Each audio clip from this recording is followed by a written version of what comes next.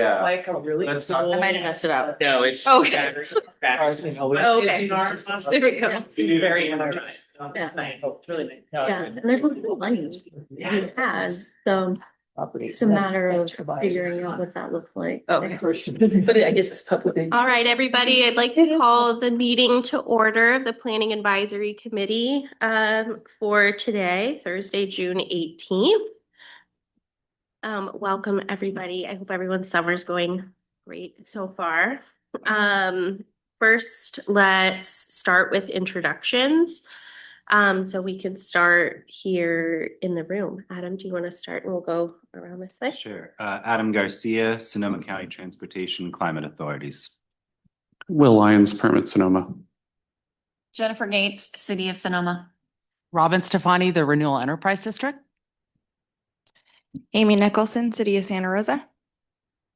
JP Harris, City of Catani. Elliot Pickett, Sayona Park. Ada Chan, ADEG MTC. Jane Riley, City of Sebastopol. Chris Barney, SCTCA. Then do we have anyone on Zoom? Oh, and I'm Ellen McDowell, City of Hillsborough. Forum? You're pouring. Yeah. Would you like me to read off the Sure. remote attendees? We have Antoinette Freeman from City of Sonoma, Chris Cohn from SCTCA, David Ripperda from SCTCA, Diane from City of Sonoma, Luke Lindenbush from Collaborative, Raphael Miranda from City of Cloverdale. And that's it, other than people that are in the room. Okay, thank you, Chris. All right, so since we have quorum, we can take a couple actions today. So we have some administrative actions. Can I get a motion to approve the meeting notes from April 16th?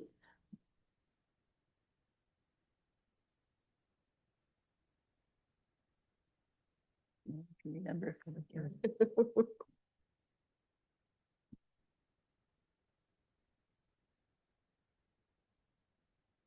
Anyone? Let's see. You looking for a motion? Yeah, Yeah, I'll move to approve. okay. A second? Yes. Thanks, Amy. Who made the second? I'm sorry. Amy. Yeah. And then a motion to approve the agenda for today. So moved. Second. Thank you. All right, on to administrative item C is the Brown Act for SB 707 update. We're gonna have a brief little presentation before taking action. Yeah, so. Good morning. Did a larger presentation in front of this committee a little while ago, but just a very brief update about what this item is. This is giving an opportunity to vote on implementing the SB 707 Brown Act changes, which relate to teleconferencing and remote meeting participation. So it kind of consolidates existing teleconferencing provisions and gives kind of a better framework for attending remotely. The key part of this here is that it allows eligible advisory committees, of which PAC is one. It allows members to basically allow the meeting to operate in a hybrid format, meaning members can attend remotely, provided that they have connection, audio and video. That does not require previous noticing of the location. And it does count towards the quorum. However, roll call voting does need to happen. And if the member loses connection, they are no longer in the meeting either for voting or quorum purposes. And this does need to be adopted every 6 months. So we will put this on the calendar. However, that can be adopted remotely. So staff is requesting that the PAC authorizes the use of the SB 707 teleconference provisions to begin in May of 2026. Please let me know if you have any questions. All right. Does anyone have any questions? Okay, thank you. My question you already answered, which was, can we adopt that remotely every 6 months when we have to take it back? Yes. So that's great. I think that'll be good for this group too. Okay, do we want to take action on it? Can I have a motion? I'll make a motion to approve that. Thank you. Thank you. Okay. Looks like, Can I get the name of who made the motion, please? It's Jennifer. Thank Gate. you. do we need to do a roll call vote on that or? Just I.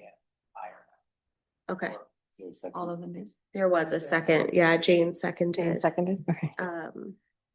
So do we want to go through the jurisdictions? You and can just do a roll go call? all in favor, aye. Okay, all right. So then all in favor? Aye. All opposed?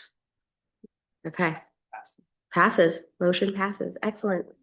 Thank Thank you, you. everybody. Okay, moving on to item 3. We're gonna receive a presentation from Sienna, SCTCA funding program cycle 2. So we'll receive an informational briefing on the funding program. Thank you, Madam Chair. Good morning, members. I'm Shauna Gauze, SCTCA. Thank you, Dawn, for bringing up that presentation. So I understand that the advisory committee has requested additional information on the funding program. I'm happy to come and provide an update. Next slide, please, Dawn.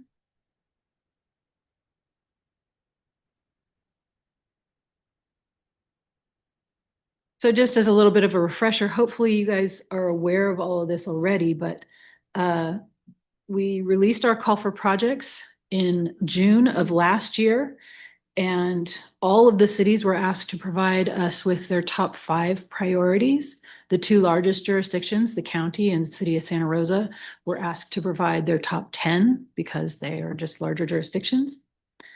So the projects that were submitted were required to be in the comprehensive transportation plan, and the funding awards are being announced from the fall of last year through the spring of next year. So there are a number of stages that we'll go through. The first stage was awarding the STIP funding, the State Transportation Improvement Program funding, and now we are working on the remainder of the funding sources. So, Dawn? Thank you. We had a number of funding sources. So on the federal side, we're working with the One Bay Area grant through the Metropolitan Transportation Commission. And we are also working with, as I said, the State Transportation Improvement Program, and we will also be programming some funding for the SB1 Local Partnership Program. And then on the local side, we will be programming funds from our Go Sonoma measure and funds that any projects that were submitted to us that were eligible for projects that were listed in our earlier measure, Measure M, will also get programmed. Next slide, please. Thank you, Dawn. So we received 72 project applications for a total request of almost $800 million. I don't know if I mentioned it on the last slide, but we have about $73 million available. So we have our work cut out for us to decide what's going to get that funding. Next slide, please, Dawn.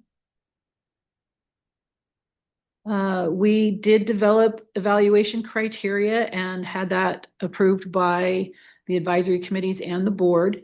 And there was a total of 200 points available on each of the applications. And there were a number of different topics that were covered in the application: the potential mode shift, emission reduction, and congestion reduction, reliability, traffic flow, that sort of thing. Next slide, please, Dawn. So our schedule for implementing this, as I said, we received 72 applications. We are through the evaluation process. We had 7 teams of at least 3 people, and each of the teams reviewed between 9 and 12 applications. And we had outside agencies step up and help us with those evaluations. So we feel like we had a really broad spectrum of perspectives doing the evaluations. We have requested additional information and for some of the applicants to complete a One Bay Area grant application now. We reach out to those jurisdictions that we think are eligible for those funds and asked them to complete a One Bay Area grant application. That was in June. We will be looking to receive that information back in July. And then I'm bringing you an information item today, typo on the date. And then we are continuing to analyze the scores and the applications. We hope to have that done by early July and then release our staff recommendations to all of the advisory committees and the board members on July 13th. That would have been our board meeting, but our board meeting for July has been canceled. So we are still using that date as our release date. We will then we will continue to do outreach and engagement on the applications that we have received with the public. We will be also doing tribal consultation, and then we will be bringing informational items to some of the advisory committees in July.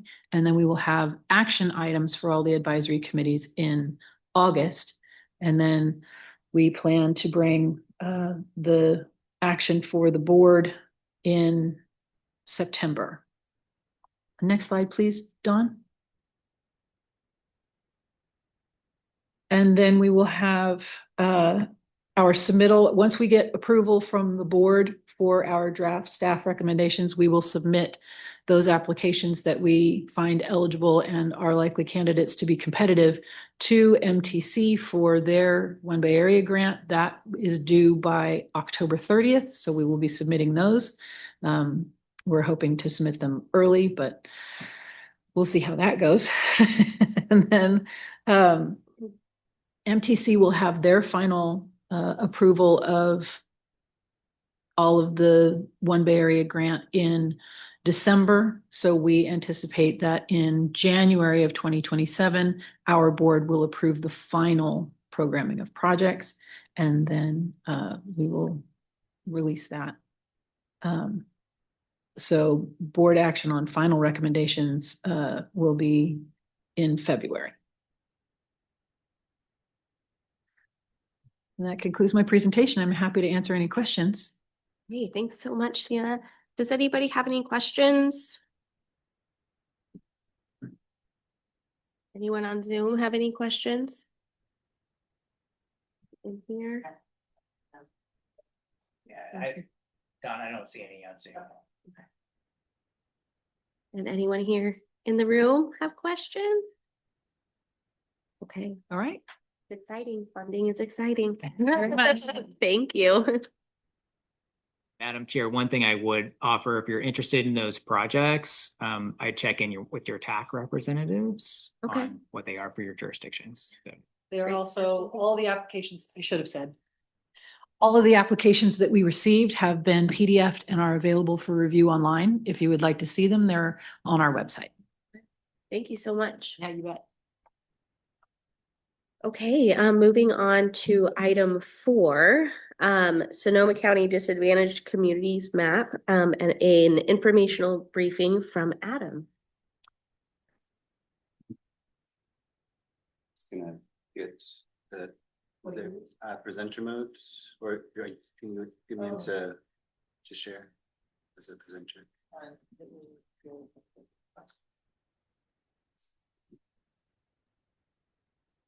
Thank you. So, as you might have known in the past, we have a disadvantaged communities map. We are in the process of updating that and just wanted to be able to share kind of our mapping efforts to really tie together different perspectives, both in terms of kind of environmental justice, transportation justice, demographic issues, as well as kind of climate and other related hazards into a single map that can be ideally a go-to source, somewhat related to supported for doing kind of grant applications, understanding where different federal, state, regional agencies consider disadvantaged communities within Sonoma County. So let's see.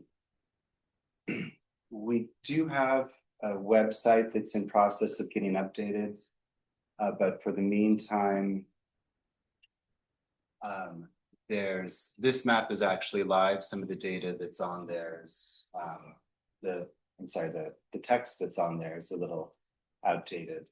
But this is kind of the what you'll see, and this is all very much open to feedback. You're the first trial I was making updates just minutes before the meeting, so this is very much a live thing, and I think can be considered, something that's a living website. Also, as new opportunities come up or different ideas, it's very easy just to throw these layers up there and have it be a go-to source. So this is our initial thinking of where we're kind of taking it. Let's see, so the landing page drops you with a couple different layers there already, but there's essentially 4 different groups that we have here. Socioeconomic disadvantage and equity, environmental justice and health, tribal and cultural resources, and climate and hazard exposure. And so apologies, it's a little smushed here, but as you go down, what's labeled then has the I'm sorry, with the checkbox shows obviously the layer that's on there. So there's the equity priority communities for Plan Bay Area 2050 and 2050 plus, some disadvantaged communities based off the Department of Water Resources. But as you look down, there's a number of quite a few other layers, some specifically related to the active transportation program for the state as well too. So the schools with free reduced price meal as well as median household income, those are those years are for the ATP for 2025. So as we are able to update this, we will with new data. There's also high poverty census tracts as well. In environmental health and justice, that's the Cal Enviro screen that's showing. We only actually have one census tract in all of Sonoma County. But so as you can see, it's there in Santa Rosa. Also, our park Trust for Public Lands park priority areas, tree equity scores, at least to start with, and then some tribal and cultural resources. There's federally recognized tribal lands. There's also our own internal research that we've done to identify current tribal lands. So you checked it, is it showing up in the map somewhere? Oh, which ones? Well, you just checked tribal lands and I'm. Oh, the group is checked, but the individual ones are not. Yeah, and you know what, I probably have one of You the have to things. go into the map for it to show. Yeah, or I'm sorry, oopsie, I didn't need to do that. Let's see. If you ever want to zoom into an area, if you just hold shift down. You know what, I need to change the colors on this one, but there's 2 federally recognized tribal lands in the according to the Cal Enviro screen. But as you then, yeah, sorry, I need to change these colors. But then there's more as you actually start to consider what we've actually kind of done research to show as well. So I will make a note to update those colors. That's one of our brand colors I was trying to include, but it's obviously too light. So we'll save that for something else. And then the last one is the climate and hazard exposure. There's only one layer in there right now. I'm working with PRMD to update flood hazard. We can also get sea level rise in there, but we'd have to determine kind of what scenario we'd want to show or which scenarios. So Yeah, those are the main categories that we tried to kind of bundle all these up into, so it's not just an overwhelming list, but a curated overwhelming list maybe. So, and again, this is trying to be useful for the various planning purposes we have. We know that different communities face different challenges, so this is a way to try to bring all this together in one. So, yeah, open to suggestions and feedback. Is this live somewhere or? And this is live right now. It's in process of getting updated. If you search SCTA disadvantaged communities, the link will pop up there. We need to get it better integrated in. I think it's going to be on our interactive map links page under our library. But yeah, this will be, let me see if I can share the. But it's not just about disadvantaged communities. I mean, you're showing us all sorts of.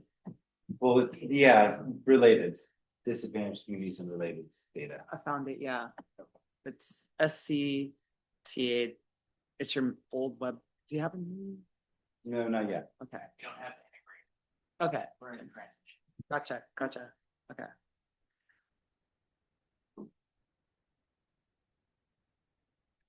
I have a question for you. Yeah. What, as this is going kind of getting updated and you're fine tuning it, what feedback are you looking for, or what kind of help? What gaps do you have that you would like help defining from each jurisdiction? Let's see. Yeah, that's a great question. So I think we want to ideally make this useful for your different planning endeavors.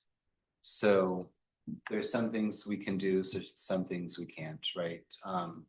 But it'd be nice to know the universe of things, because we could, this is created in one very simple kind of web map. If greater functionality is desired, we can talk with ISD GIS about transitioning to a different base.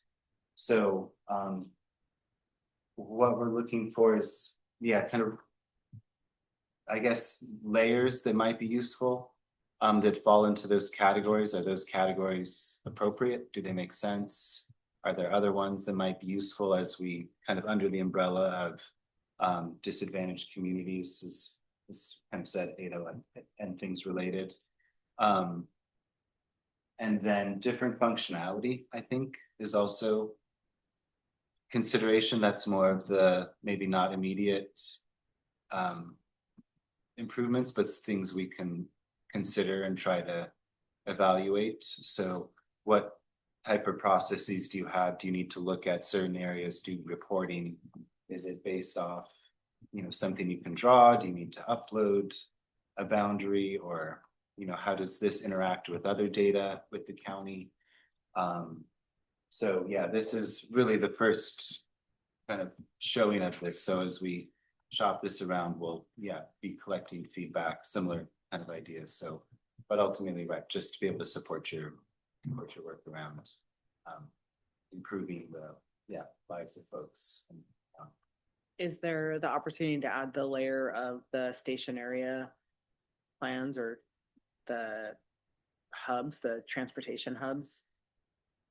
Yeah, there could be another category that's like planning considerations or planning boundaries, where we could, throw those in and link them to kind of the layers. So anytime something changes, we can make sure it changes on this website too. But yeah, if you want to email me kind of that list, or even just think them out right now, I'm happy to take it. So station planning area boundaries. So Yeah, or like TOC.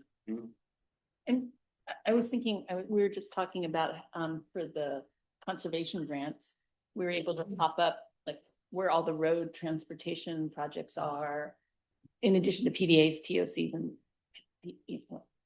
MTCs, and we'll limit it what we're looking at. But it was really, to me, interesting to look at conservation grants and be able to put up all transit related projects, because you want people to get access. So, in terms of the equity conversation, I don't know, that might be interesting. Yeah, absolutely. I know there's, You used to have an app where you can get them. Oh, I'm sorry, I just turned mine off. no, I'm mumbling during their meetings and stuff like that. Apologize to people online. Probably I here. apologize too. Yeah, so happy to coordinate. And then could I ask, did you, I just texted Natasha from our office who's working on the equity priority communities, and she hasn't started doing outreach to people, but I put you on the list of people to talk to and center your map. Okay, perfect. Thank you. Because it'd be great to coordinate some of that too, yeah. I think I just wanted to say thanks for doing this. I think it's going to help us with our general plan as we continue to move forward on that. So we'll be in touch if we have any other questions. And then regarding the sea level rise, we are underway in applying for a rather large, or I think we got a rather large sea level rise planning grant. So we're doing a lot of research on that. So I can put you in touch with that planner who's running that. Yeah. Yeah, because there's different sources, NOAA, the rising tide. Yeah, so it'd be nice to have the most authoritative. Yeah, it's going to be from a resiliency mindset, but I'll put you in touch with them. Okay. Thank you. So my question is, some of these data sources are obviously agencies, like in the state. Is it automatically linked to there? So as they go through their process, because I know some of them are on like version 5 or whatnot in their draft mode right now, and then the new ones will be uploaded. Is it something that then you're going to have to relink or reprogram back into your GIS? Or is it automatic? Yeah, it should be, it varies. If the agency has that opportunity to kind of zoom in just on Sonoma County, then we'll try to link the data. In some cases, they don't have the fields to distinguish, or it's a little more complicated, like with the wildland urban interface. But the one that I think, one that's being updated is the CalEnviro screen. I think you mentioned the 5.0 is coming out. That's still in draft form, but Right. we'll definitely be adding that once it's finalized. Okay. And you know, for instance, one question I might have for that is, right now we just have the single track that exceeds 75%. Would you want to have, you know, the whole range, like the entire county included, or the CalEnviro screen, so all scores? It's kind of like a matter of, when do you go to CalEnviro screen to get that data versus just a quick look for county-based information? I think that's kind of where we're trying to draw the difference. Obviously, we'd like to be a single source for a lot of different places, but when you want more information, there's more in-depth fields that you can look at. But if that's something that you'd like to have on our website too, to be able to search through, 20 different fields, we can have that pop up as well too. So that's part of, just things to consider as you're using it. And Maybe that's one of your additional fields in your database. Like, so when we select something, maybe there's a source field with the link to that data. yeah, that's a great idea. Yeah, and I've seen in the early preview, so one thing that Adam did show is where this map could be embedded, and having a list of each of those layers and having a little description of each. And I think that'd be a good spot for that link to the outside source information. Yeah, because at first I just touched mine, but I didn't touch all turn off everything. And so I just touched on it, and all it said was block group 2. And I mean, I know what it is, but I was still curious, like how it would tell me which one of these categories it was. Right, so it's a little messy right now, but it would say, so we could clean this up. When you click on it, this is just the raw attribute table. So it's saying this is in the influence zone, and it highlights everything versus being in the kind of intermix zone. The one thing I'll mention also, there's need to work on the legend still a little bit, but then it's also right here. So you can click through whatever you have labeled and see what's identified.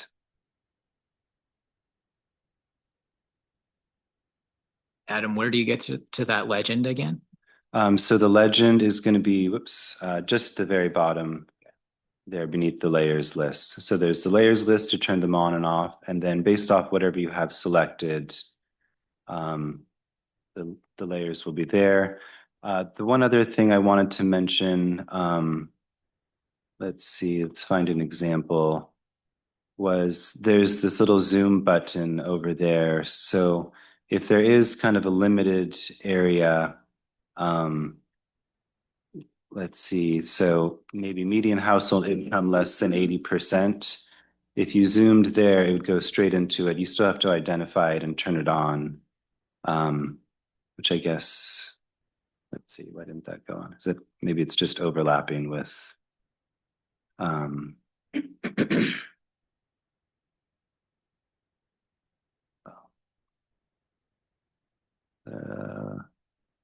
sorry, one second.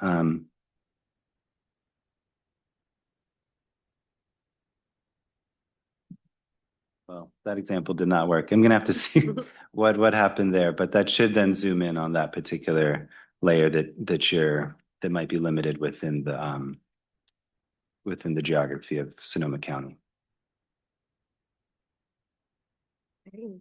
Thanks, Adam, for that. We appreciate all your hard work on that. I can tell takes a lot of time.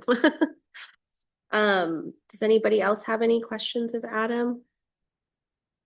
Anyone on Zoom? I had, Oh, is Elliot. the mic on, I think. Yeah. One question, one comment. Question, I believe we have a kind of like the Public Works counterpart to this meeting. Just wanted to confirm that you're going to be bringing this to them to see their considerations and what they need. Yes. Lovely, lovely. And then in terms of the tribal lands layer, I wanted to point out the Federated Indians of Great Rancheria is a bit outdated. I believe I was going to get you some of that information on where that boundary is now That would be for another perfect. project, but want Okay. it also to be accurate here. Yes, thank you. Thank I you. would rely on you for that. Appreciate it. Great. Anybody else? Anyone on Zoom? No online. No online? Okay. All right. Thanks, Adam. And then moving on to item 5, MTCA bag update from Ada. So our general blurb is included in the packet. Wanted to thank Kim from Windsor for joining our accessibility focus group. She had a lot to share in terms of what she's working on in Windsor and kind of additional resources MTC could bring to bear to help kind of local jurisdictions get to, I don't know if universal design standards, but at least kind of more inclusion in their housing around accessibility. So for those of you that attended the workshop, there'll be another one in the fall, kind of with the outcomes of that work. So thank you, Kim.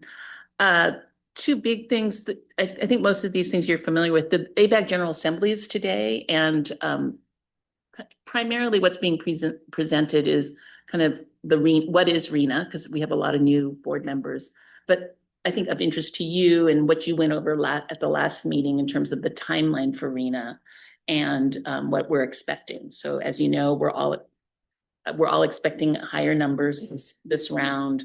There's more considerations, the timeline, what's needed for a sub-region, if that's something you're thinking about.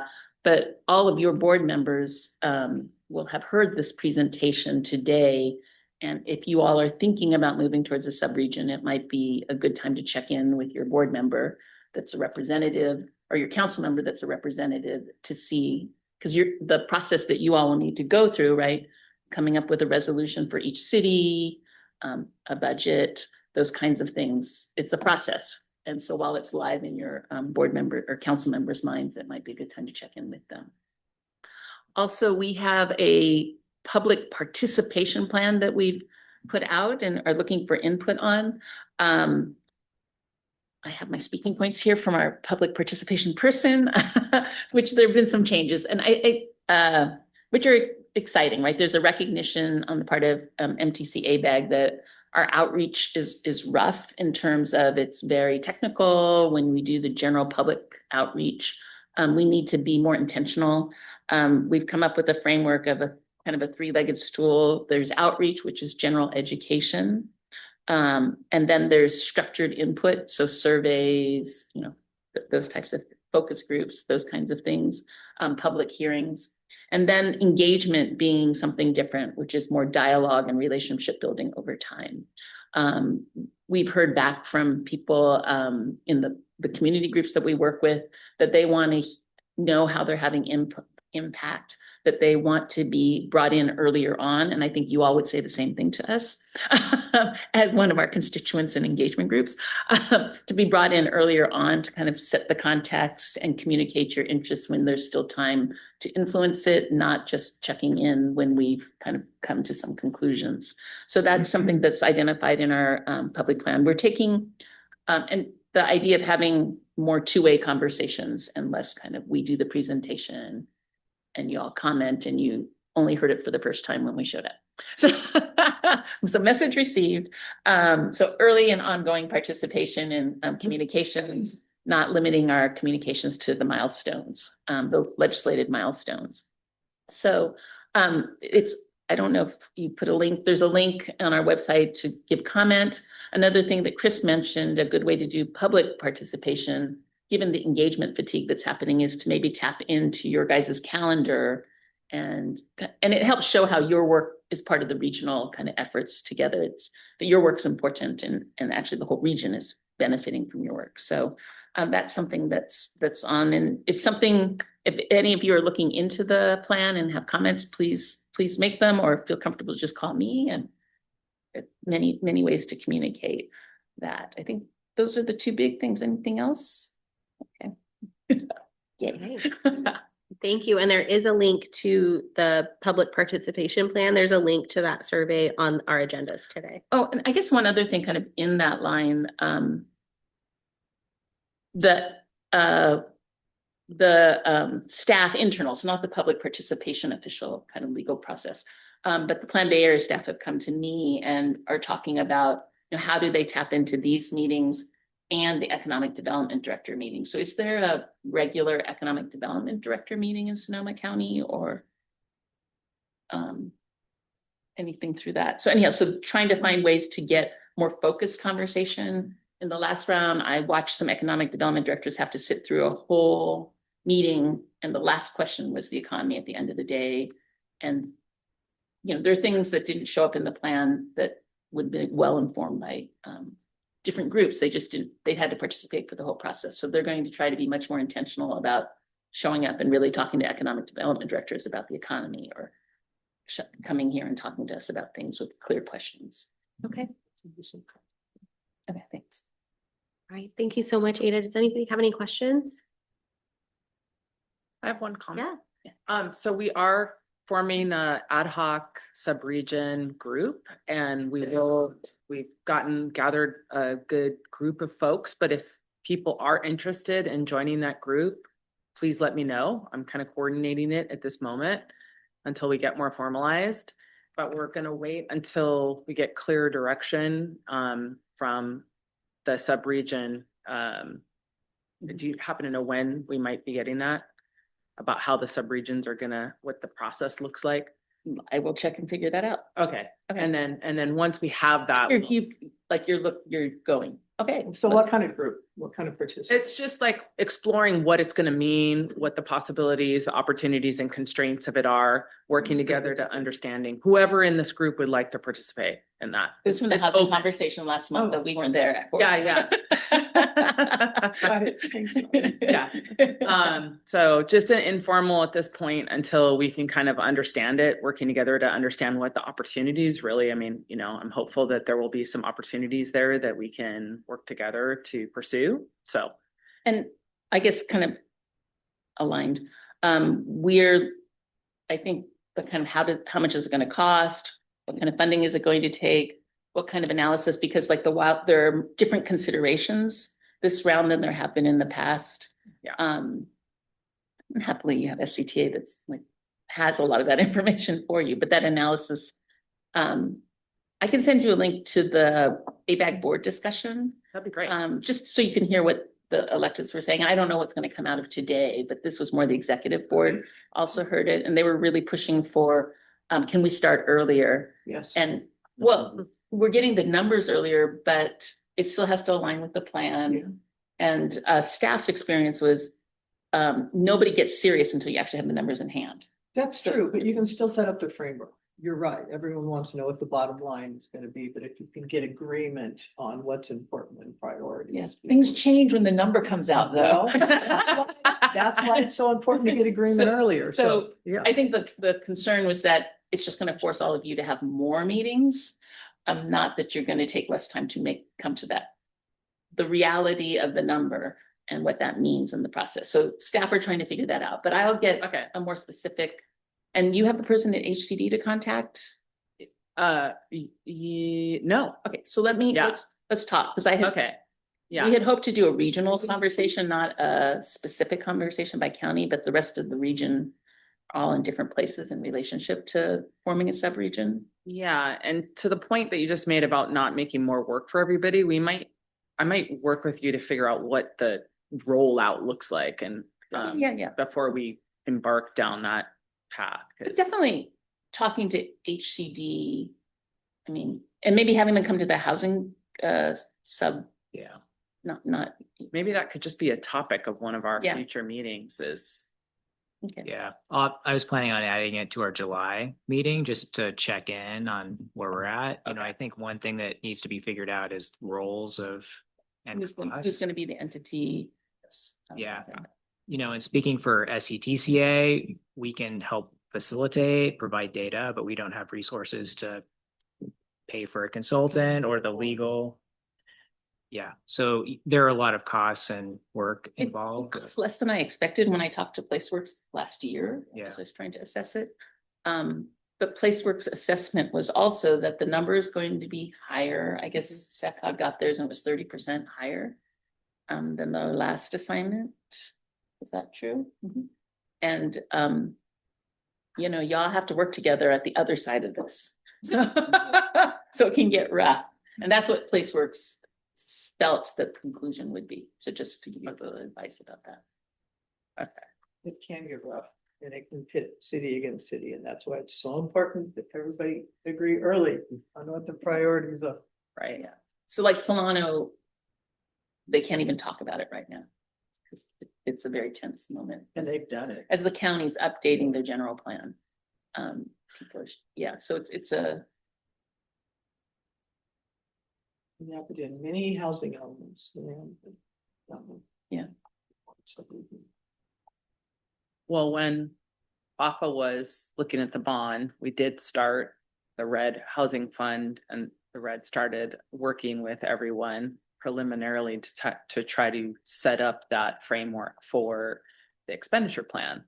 And so we ended up, once that was off the table, we kind of paused that, but we could pick up some of that work product and pivot it towards the sub-region RENO work. And I think, Robin, one of the things when we looked at forming the subcommittee for the last RENA cycle, I think one of the things that was missing is that funding potential. What are the benefits of being in the sub-region? Well, you can avail yourself of funding for more things and different sources. So I welcome that conversation. Yeah, the implementation aspect of it. Yeah. So I'll follow up with you. Okay. Thanks. Hopefully the county's still all in on it. And at some point, we need to get support of our elected officials as well. Very much. Yeah, that's the That's a reso key, part. Yeah. key piece. But they want to know. Yeah. They want the answers, and we have to be able to answer that. Right. So if the county's out, we're out. But the county had a 650% increase in the arena last time. So I think whatever they get now won't be that bad. Wait, one of the new rules is that their percent allocation will continue to be the same, right? At a minimum. There's an increase over the Right. So but this current one, the next one is percentage allocation of the whole. I'm not saying that they got 650%. No, yeah. RHD for the county. I'm saying that they got, the unincorporated counties arena went up astronomically last time. Without unincorporated county, there is no subregion, so they have to be in. Yeah. So let's talk. Okay, I love this. Weirdo. Okay, any other questions? Comments? No. So I should have had this on, sorry. Nobody on Zoom. So maybe, could I ask, do you all have a utilities kind of infrastructure capacity analysis? SCTCA doesn't. I don't know if So Local in jurisdictions Contra Costa, in Solano, we did an analysis of like PG&E capacity and water sewage capacity, which also kind of relates to how you grow, right? And the cost. It sure would be swell to have that before Rita. How did that get funded?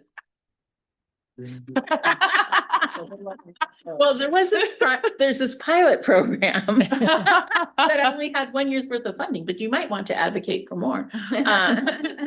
And we did it as part of an economic development program, which was the pilot production area. And so Solano County is looking at how to attract advanced manufacturing. And the consultants, they just went on their own track. It wasn't something we prescribed for them to do, but infrastructure is the number one issue, both for housing and economic development. And so they kind of did this analysis of how tapped out they are, and which is making them more open. I don't know, what is it, data centers or battery storage, because it has a priority. And then the sponsor has to have a new PG&E, which is a priority for PG&E, and therefore you can add your development capacity to that. It's a, Yeah. not a virtuous cycle. Is that report available anywhere? Not yet. It hasn't been presented yet. But let me ask the consultants if I can share. Okay, I'd just be curious what it looks like. Yeah, exactly. I also shared it internal to MTC because I think it's an interesting thing to do for the region. But Yeah. people would have to ask. Who's the lead on that? Ada, is that the county? STA? STA got the funding and they're sharing it with their economic development group. And that was MTC funding? Yeah, it's the MTC PPA grant. Okay. Yeah. Nick Katati is the only one in Sonoma, just to say. Go Katati. First, they have the first approved TOC plan, and now they have the only PPA.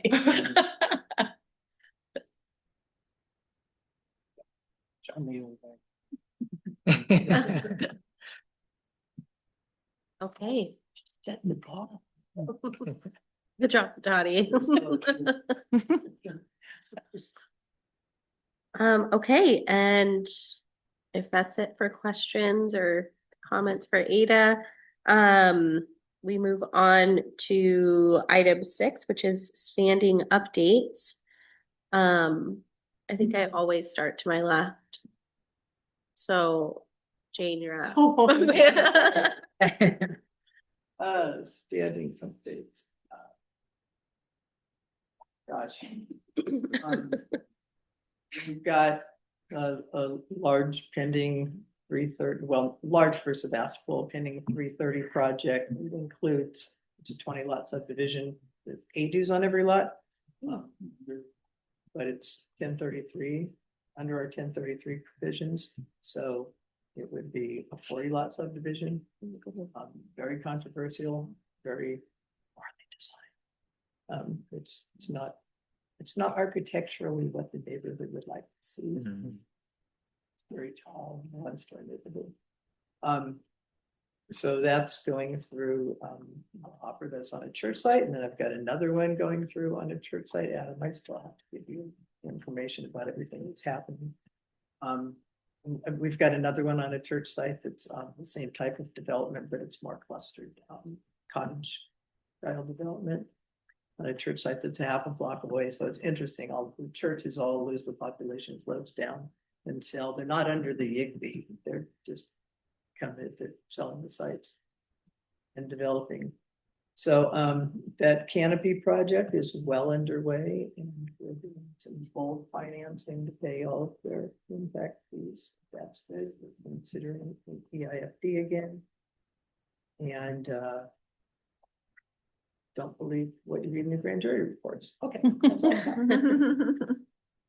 Thanks, Jane. Elliot?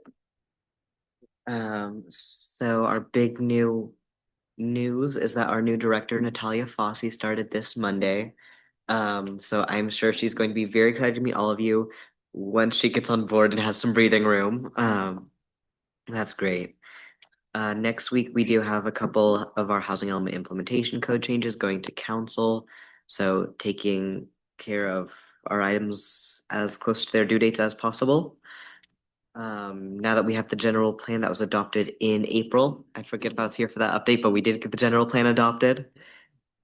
We have a new business park designation that was created with that, so now working on kicking off a process to create that zoning, ideally getting that in place before the calendar year changes and avoiding some changing in council confusion with study sessions and adoptions. Working on setting out a timeline for some of our remaining housing programs and our upcoming general plan items and how we're staggering all of those study sessions. Our economic development team is working on formation of an EIFD Katati partnership and an impact fee deferral program. So thanks, Jane, for mentioning those so I can remember to say those. And then a lot of our big development areas have miscellaneous things underway, amendments, build outs, final maps where things are happening. So that is Roanoke Park. Not a whole lot of updates from the last meeting. I did mention pro housing last time. We did hear back from HCD on our pro housing designation. We do have enough points to get it, but we do need to make some changes to our application, especially with respect to our responses on the homeless encampment issue, which is a little frustrating because they tell you how to fill it out and then you do it as they tell you. And it's exactly the opposite. They have a whole different internal scoring sheet. They tell you no more than 300 characters in a response. Yeah. And then they give you this huge criticism that goes on for like 1,000 characters. How am I supposed to answer this? So I told them, you need to change your applications. We keep hearing that. So we're gonna work through that. And by the way, Jen, thank you for your team's help with our application. And then I guess the only other thing is we are seeing these small developments come in, old subdivisions or those that have not been built out, and kind of along the line of what Jen was saying. What we're seeing is that if it's a single family parcel, it's coming in with a single family and an attached ADU and a detached ADU. We have a project with just 4 duplexes, but each duplex comes with 2 ADUs. So we're seeing the ADU additions being basically packaged with the very few housing projects that we actually have moving forward. So it's going to be interesting. Wow. Yeah. This is What we 4 units on a wanted, parcel. right? Pardon? 4 units on a parcel. So 4 units on a parcel. Yeah. Family can have up to 6, but not more than the number. The other thing HCD told us is that apparently multifamilies don't have a square footage limitation. And I just have to disagree with her entirely. She's like, no, multifamily doesn't have that. I'm like,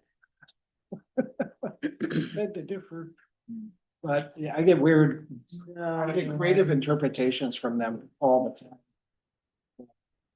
Yeah. Not to us. I'll show you. I think your team has it, actually. They got the letters forwarded to Eli and Interesting. Luke. So yeah, we'll get our ADU critique. Anyway, that's all.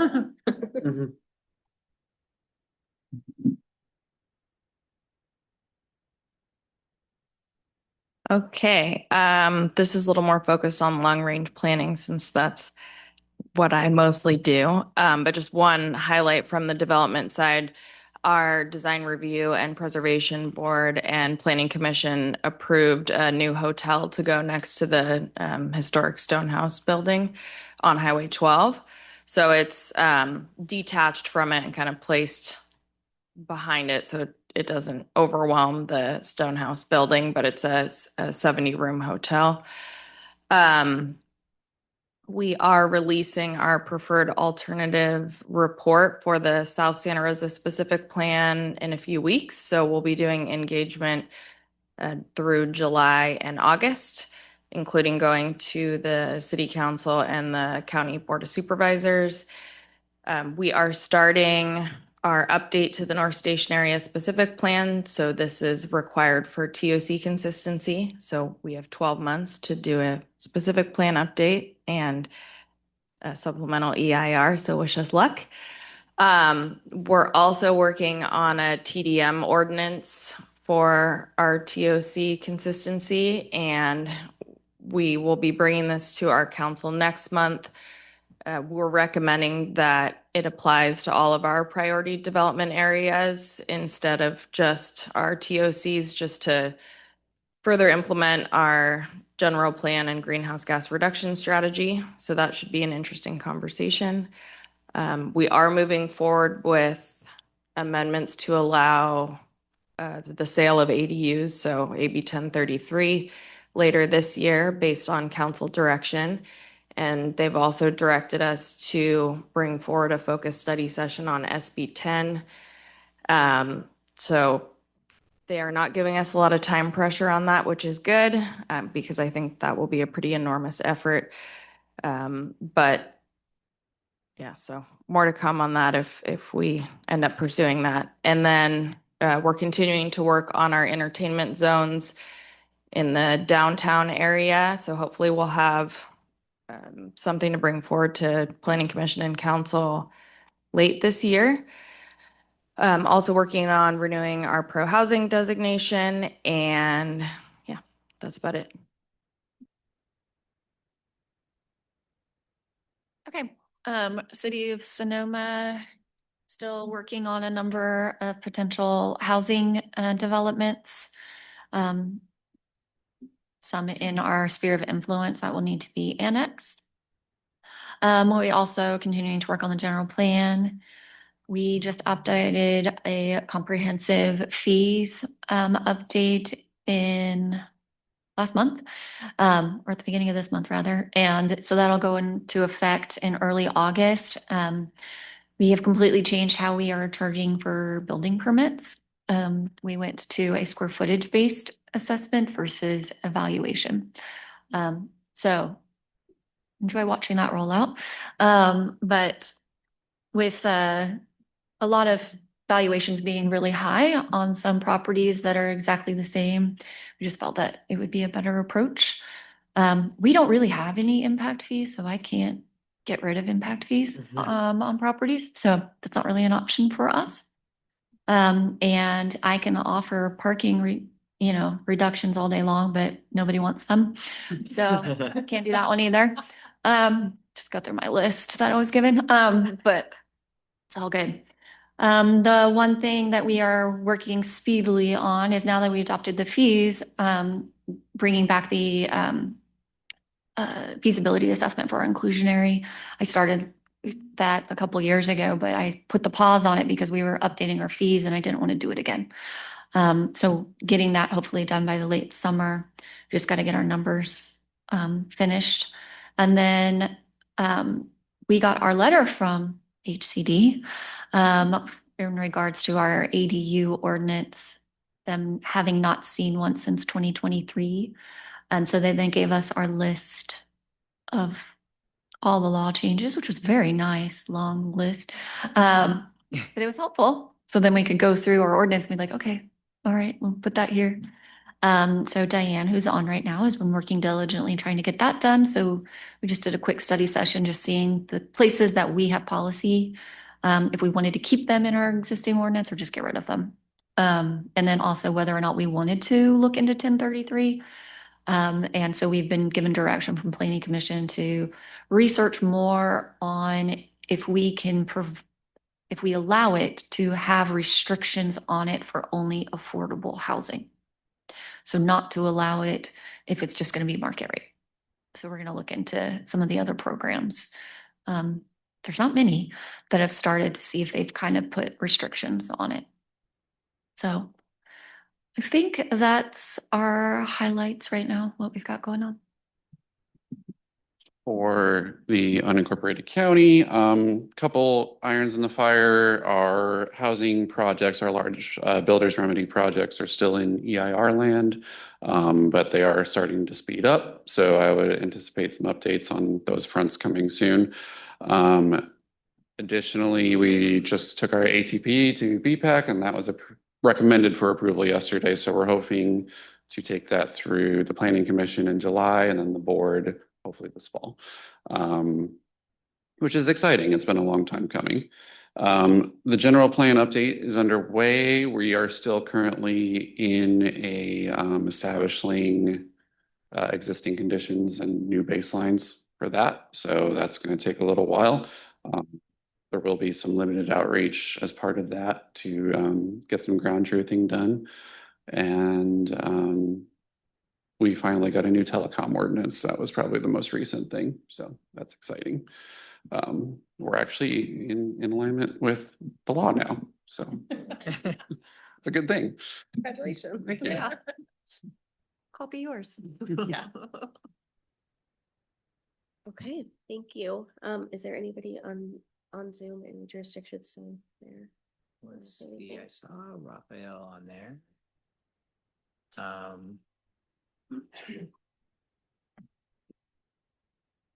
Raphael, would you like to give an update on Cloverdale? I do see a hand raised. Yeah, I see Luke's hand. We've got Luke too. Yeah. Did Raphael respond? No. Okay. Yeah. Luke, do you want to provide an update? There you are. Yes, hi, can you hear me? Yeah, we can hear you. Excellent. I just wanted to jump in. Well, first off, our last collaborative meeting is happening this morning, so I wanted to just thank everyone for 5 years of collaboration on the collaborative. It's been great to work with everybody in the group setting. But I just wanted to specifically respond, Jennifer, to your point about separate conveyance of ADUs if they're affordable. And there is a precedent for that with existing state law separate from AB 1033 that ADUs can be sold if it's deed restricted, my understanding, to low or moderate income households by a qualified nonprofit, and that's inclusive of community land trusts. So just wanted to note that as well.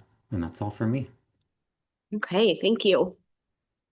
And then quick update for City of Healdsburg. Our biggest thing is going to be our station area plan. So we've hired Opticos, and we're working on setting up a kickoff meeting. So hopefully that happens in the next few weeks here. And then other than that, things have just been picking up a lot. So we've got a lot of design reviews and conditional use permits and things like that in process, but that's about it for us. And I think are there any announcements from anybody? I could just announce that our July SCTCA meeting has been canceled. And so our next SCTCA meeting's on August 10th. Okay. Our next PAC meeting's August 20th. And then we have a housing meeting next month. So we have a few items lined up for that. But if you have anything you'd like to discuss, please let me know. I'll send out a reminder before the meeting too to see if there are any topics we can add. Yeah, we have someone from EPA coming to talk about brownfield planning grants. Yeah. So looking forward to getting some information on that, and we'll talk about RENA. And if there's anything else, let me know. We'll get that lined up. Thank you.